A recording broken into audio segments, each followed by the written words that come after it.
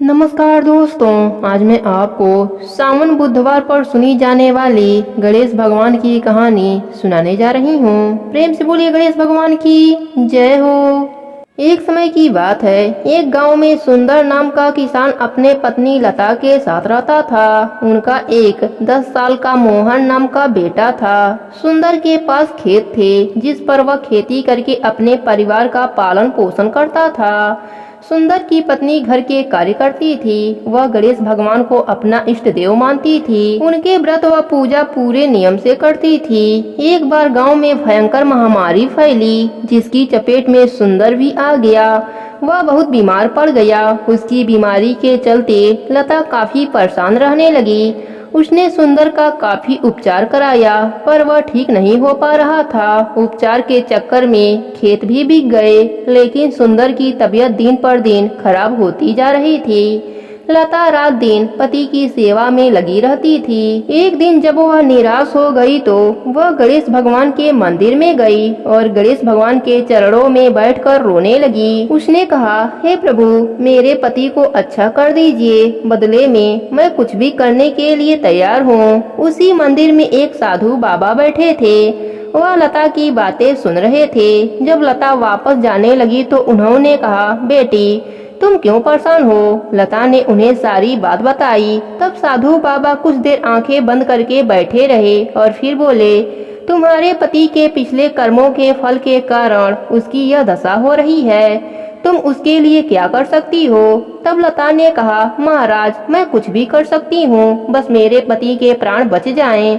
तब साधु बाबा ने कहा, तुम्हारे भाग्य में पति या संतान दोनों में से एक का ही सुख है। यदि तुम अपने पति का प्राण बचाना चाहती हो तो तुम्हें पुत्र की बलि देनी होगी। उसे हमें सौंपना होगा। हम उसे ले जाकर एकांत में बलि देंगे। यह सुनकर लता डर गई और बोली, महाराज, यह कैसे हो सकता है? मेरा तो एक ही पुत्र है। तब साधु बाबा ने कहा, घर जाकर सोच लो। यदि तुम अपने पुत्र को हमें देती हो तो 1 सप्ताह में ही तुम्हारे पति स्वस्थ हो जाएंगे। लता रोती हुई घर आ गई। उसने सुंदर को इस बारे में कुछ नहीं बताया।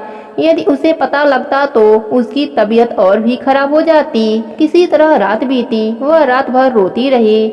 सुबह वह अपने पुत्र को लेकर मंदिर पहुंची और मोहन को साधु बाबा को सौंप दिया। लता ने कहा, महाराज, मैंने निर्णय लिया है कि पति की वजह से ही यह संतान मुझे मिली है, इसलिए यदि दोनों में से एक को चुनना है तो मैं पति को चुनूंगी। आप इसे ले जाइए और मेरे पति को ठीक कर दीजिए।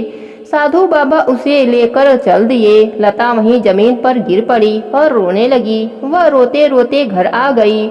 वह दिन रात अपने पुत्र के वियोग में रोती रहती। धीरे धीरे उसका पति ठीक होने लगा और ठीक 8 दिन बाद वह स्वस्थ हो गया। ठीक होते ही उसने अपने पुत्र को पुकारा, परंतु वह कहीं भी नजर नहीं आया। उसने लता से पूछा, तब उसने रोते हुए सारी बात बताई। सुंदर गुस्से में बोला, मूर्ख, यह क्या कर दिया? हमारा एक ही तो सहारा था, तूने उसकी भी बलि दे दी। उसके बिना मैं जीकर क्या करूँगा?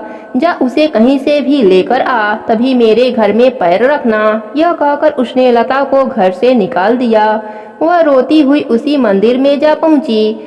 वहाँ वही साधु बाबा बैठे मिले। वह उनसे अपने पुत्र को वापस करने की प्रार्थना करने लगी। तब साधु बाबा ने कहा, मैं तुम्हारे पुत्र को वापस नहीं ला सकता, पर यदि तुम सुख से जीना चाहती हो तो पुत्र को भूलकर पति की सेवा करो। लता ने कहा, महाराज, वे तो मेरी शकल भी नहीं देखना चाहते। तब साधु बाबा ने कहा, तुम गणेश जी का नित्य नियम करो। विघ्नहर्ता गणपति जी का आशीर्वाद रहा तो सारे संकट दूर हो जाएंगे। लता उसी मंदिर के प्रांगण में बैठ गई। कोई उसे कुछ खाने को फल दे जाता तो वह खा लेती और दिन रात गणेश भगवान का ध्यान करती रहती। एक दिन उसका पड़ोसी उसके पास आया और कहा, तुम्हारा पति बेहोश पड़ा है, घर जाकर देखो।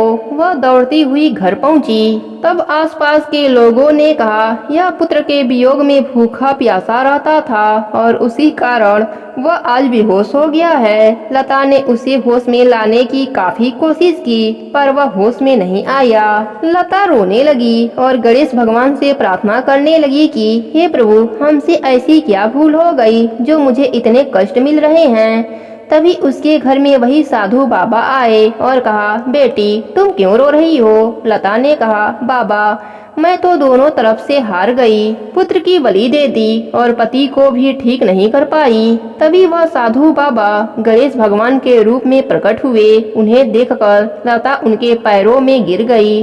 तब गणेश भगवान ने कहा, बेटी मैं तुम्हारा परीक्षा ले रहा था। मैं देखना चाहता था कि तुम्हारा मेरे ऊपर कितना अटूट विश्वास है।